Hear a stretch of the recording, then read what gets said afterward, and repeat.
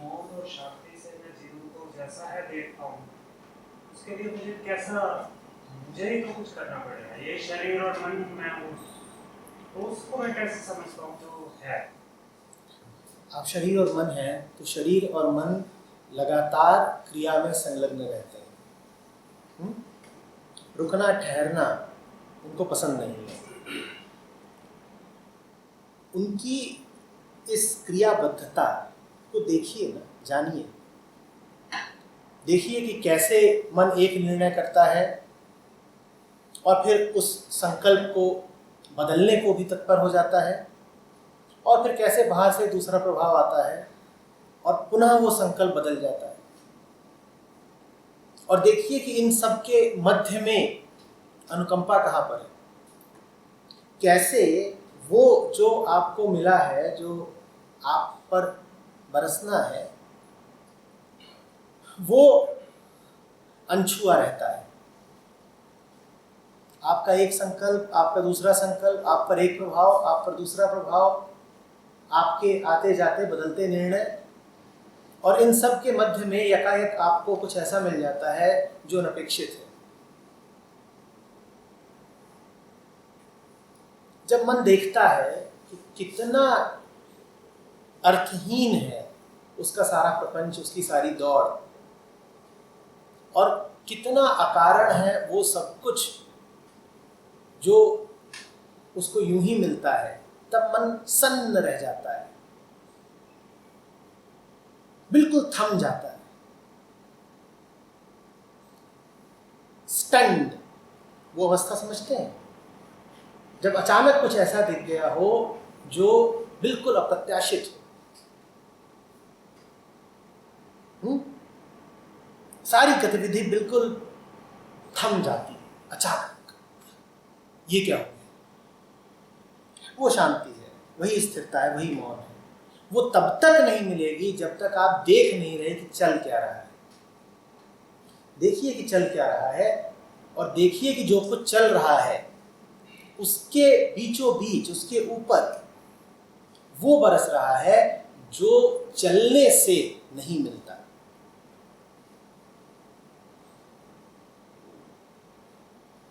इस होश को, इस जागरण को कैसे बढ़ाते हैं? बस देख करके, सिर्फ देख करके, क्योंकि बढ़ाने का कोई प्रश्न नहीं है। उसमें कोई घटोतरी बटोतरी होती नहीं है। जो है वो आपके सम्मुख है। 3 दिन पूर्व आप आना चाहते थे, मुझसे मिलने के लिए, मुझे सुनने के लिए। आज संयोगवश आप किसी और जगह पहुंच गए, आप बोधस्थल पहुंच गए। फिर आने का संकल्प परिवर्तित हुआ, फिर एक फोन कॉल जाती है, संकल्प पुनः परिवर्तित होता है। अभी यहाँ आप सामने बैठे हैं। देखिए कि ये सब कुछ जो चल रहा है वो कितना छोटा है उसके आगे जो है, जो कीमती है। आते जाते अनुभवों के बीच में क्या है जो स्थिर है, क्या है जिससे कभी कभी वास्ता पड़ जाता है, नजरें चाक लगती है। कभी कभी उसकी झलक मिलती है, अच्छा भी लगता है, फिर भी छूट छूट हो जाता है, क्योंकि आप रुकते नहीं ना उसके आगे। झलक मिलती है तब कोई व्यवस्था नहीं है वहां से चले जाने की। जब झलक मिली है तो जानो कि झलक ही है, मैं जैसा हूं, मुझे झलक मात्र ही मिलेगी अनुकंपा। तो अब आगे दायित्व तो मेरा है कि इसको छूटने न दूं। झलक का अर्थ ही है झांकी, वो जो अब चली जाएगी, या और शुद्ध रूप में कहूं तो वो जिसके सामने से मैं चला जाऊंगा, वो तो रहेगी, मैं चला जाऊंगा। जब अपनी फितरत का पता होता है कि मैं पलायनशील हूं, मैं प्रवाहमान हूं, तब दायित्व तो अपने ऊपर आता है कि भाग न जाऊं। पर ये पता कैसे चलेगा कि तुम्हारी फितरत क्या है? जानोगे कैसे कि तुम्हारी प्रकृति क्या है, आदतें और संस्कार क्या हैं? देख करके, अपने जीवन को देख करके जब देखोगे तो पता चलेगा कि जब भी कुछ कीमती मिला है मैंने उसे हाथ से फिसल जाने दिया है।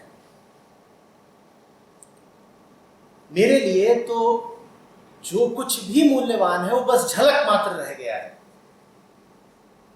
जब जानोगे कि झलक मिलती है और मुझसे छूट छूट जाती है, तब जरा सचेत रहोगे, तब कहोगे कि अब मिली है झलक, अब नहीं गवाऊंगा। फिर से भीतर ज्वार उठेगा कि भागो, अब नहीं भागूंगा,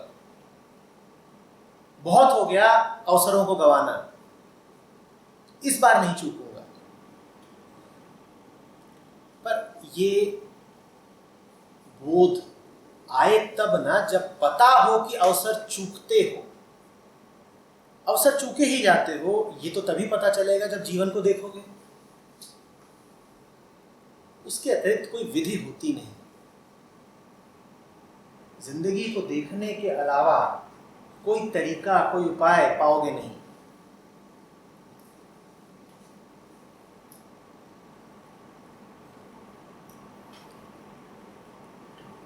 आत्मा में, बुद्धि में जो है कई बार द्वंद्व होता है। आत्मा कुछ देखती है और ध्यान कुछ चीज में जाता है, तो इसको एकदम बिल्कुल स्ट्रॉन्ग करके कैसे उसका क्या एक बात है।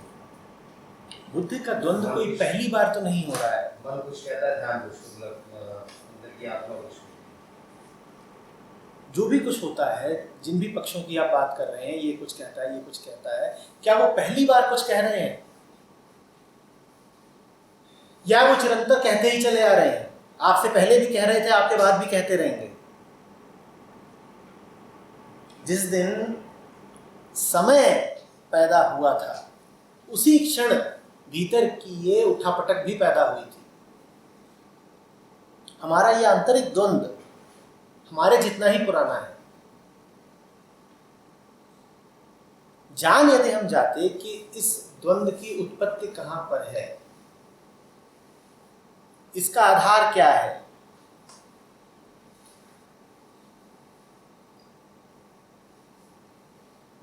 तो इसका अंत भी हो सकता था।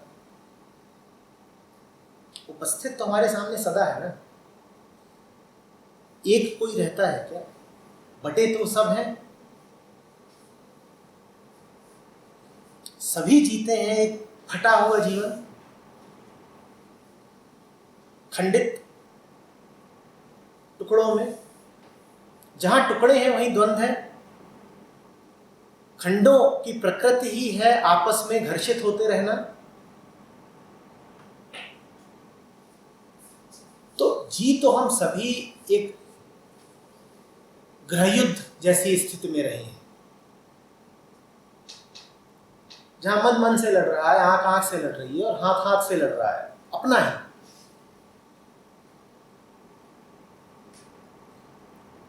और बड़ी आदिकालीन स्थिति है। इसकी निकटता कर ली होती, इससे डरे न होते, इसका शमन करने की कोशिश न की होती, इसके समीप चले जाते, चुपचाप बैठ के इसको देख लेते, तो आने वाले जितने द्वंद्व हैं उनसे मुक्ति मिल जाती। जब पुराने को समझा नहीं जाता तब भविष्य पुराने जैसा ही हो जाता है। पुराने को जान लीजिए, नए में प्रवेश कर जाएंगे।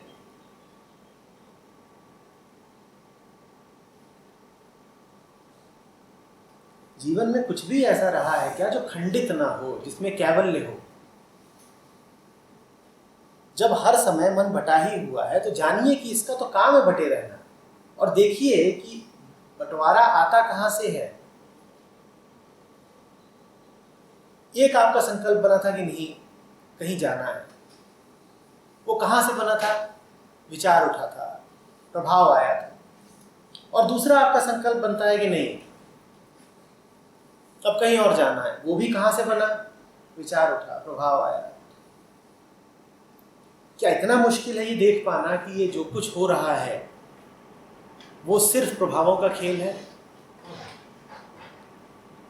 जब आप जान जाते हैं कि इन सब में आत्मा कहीं नहीं है, मैं कहीं नहीं हूं, मात्र प्रभाव है, तो उस जानने को ही आत्मा कहते हैं। अनात्मा को जानना मात्र आत्मा का काम है, सत्य और कहीं नहीं है। जो सत्य न प्रतीत होता हो उसको जानना ही सत्य है।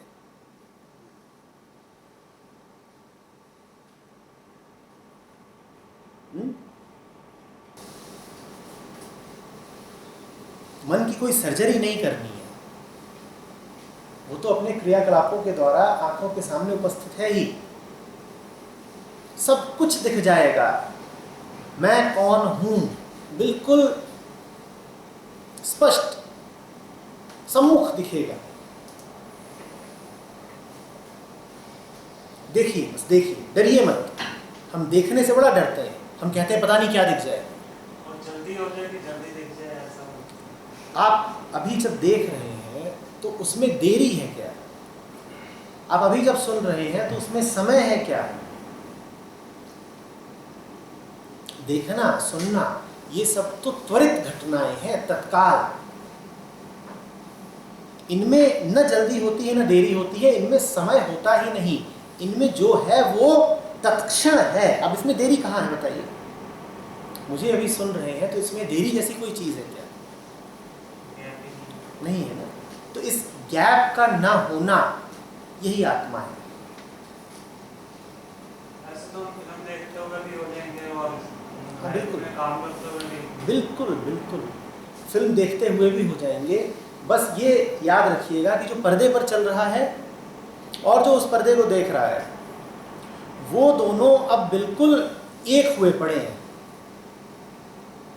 नतीजा क्या है कि वो बचा ही नहीं जो पर्दे को और पर्दे को देखने वाले दोनों को एक साथ देख सके।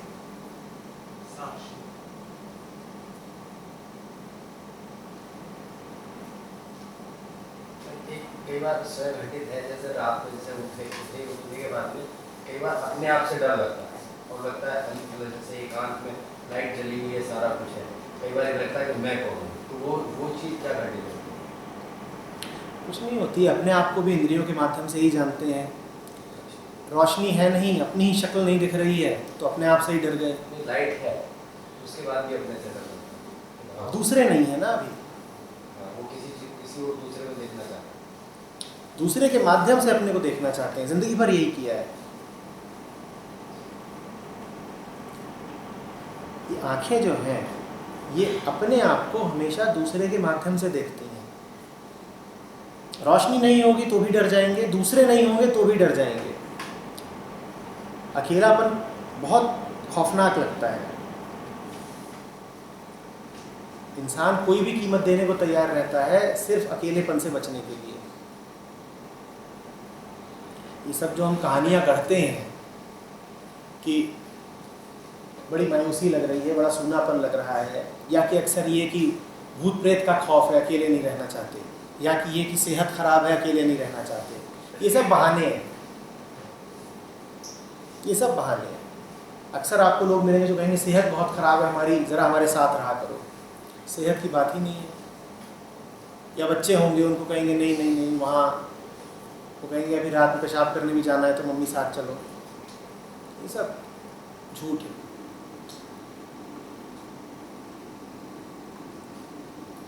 सच ये है कि अपने होने का एहसास हमें हमेशा दूसरों के माध्यम से हुआ है।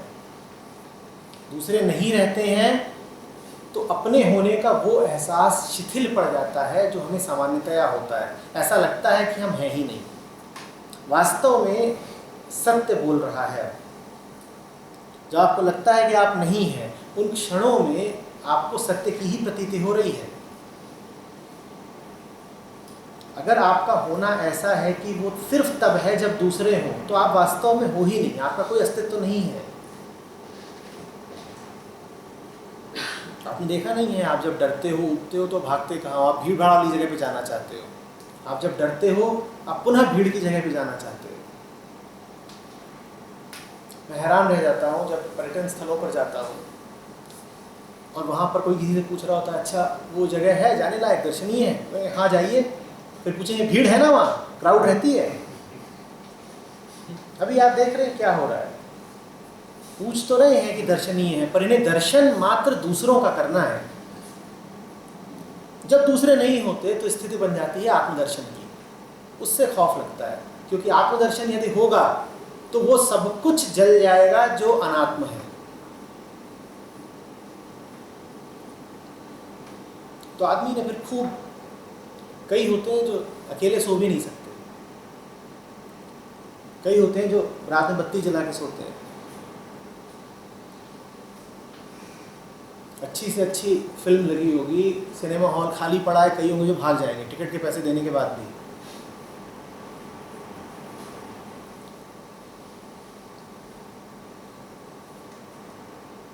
इसका अर्थ कोई ये नहीं कि उन्हें दुनिया से बहुत प्यार है, कि दूसरे उन्हें बहुत अच्छे लगते हैं, कि यार साथी का साथ नहीं है तो अकेले कैसे देखें। साथी के साथ की बात नहीं है, ये बात जरा रुग्णता की है। साथी का सब अच्छा लग रहा होता तो यहाँ से बात करके खुशहाल जी, लेकिन अकेलेपन में आदमी अगर किसी का साथ नहीं भी तो स्केप तो करता है। टीवी चला लिया, म्यूजिक लगा लिया, खाबो ख्यालों में खो गया।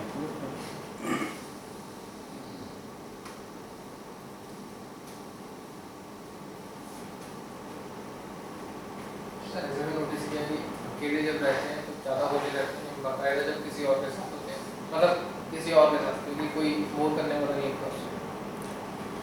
ऐसा यदि हो तो बहुत अच्छा है, पर इसमें संभावना एक दूसरी भी है, उससे ज़रा सजग रहना। संभावना ये भी है कि जब अकेले हो तब विचारों के साथ हो। जिसको तुम अकेलापन कह रहे हो वो और कुछ नहीं है, वो विचारों की क्रीड़ा है। उसके लिए कई बार चाहिए होता है कि दूसरे न रहें। कई बार अपने आप को संतुष्ट करने के लिए, आत्म लाभ के लिए ज़रूरी होता है कि समाज की नज़रों से दूर हो जाओ। अब गांजा मारते हैं, वो कहीं कोने में छुप के मारेंगे, इसका मतलब ये थोड़ी है कि वो आत्मस्थ हो गए हैं। इसका मतलब बस ये है कि कुछ काम ऐसे हैं दूसरों के सामने किए नहीं जा सकते। इसको अकेलापन मत मान लेना। अकेलापन तब है जब मात्र दूसरों की भौतिक उपस्थिति से ही नहीं, विचारों से भी आज़ाद हो जाओ। पूर्ण स्वतंत्रता, पूर्ण आज़ादी है अकेलापन।